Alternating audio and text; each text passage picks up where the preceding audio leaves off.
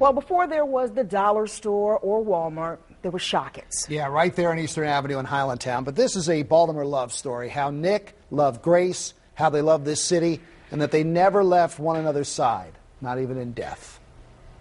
Polytechnic, Poly boys are we. If we could only hug Mr. Nick one more time. If he could only sing with his brothers one more time. Or we get our nickels and dimes back one more time from Miss Grace. This is the day Mr. Nick called it quits, telling us he was selling Shockett's. I don't feel so good about it. Being here 60 years, I miss all of you people. Tonight, we are crying for Mr. Nick, died yesterday. He was 86. And then this morning, his wife of 61 years followed. Miss Grace was 82. This was one of the last times in public when the city renamed the 3900 block of Eastern Avenue Nick D'Adamo Street. And then last year, when Nick Jr. told us that he was calling it quits on the council, but not calling it quits for his mom and dad. I'm trying to get through this time.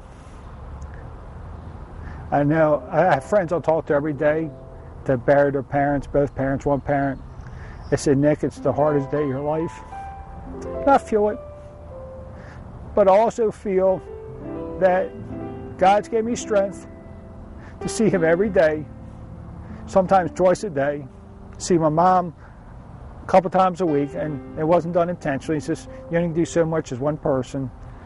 And the way I'm handling it, a lot of people say, you're going to be able to handle it. I'm looking at God to pull me through, and he has up until now.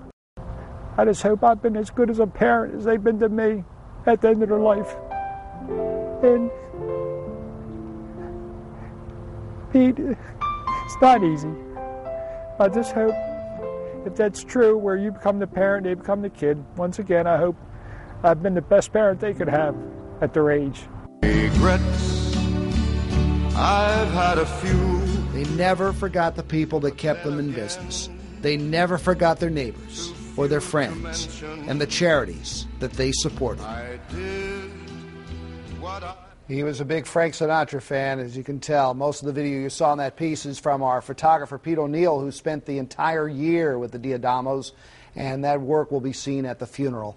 Viewings for Mr. Nick and Miss Grace will be held this Saturday and Sunday from 3 to 5 and 7 to 9 at the Shavak Funeral Home, which is right there on Chesco Avenue.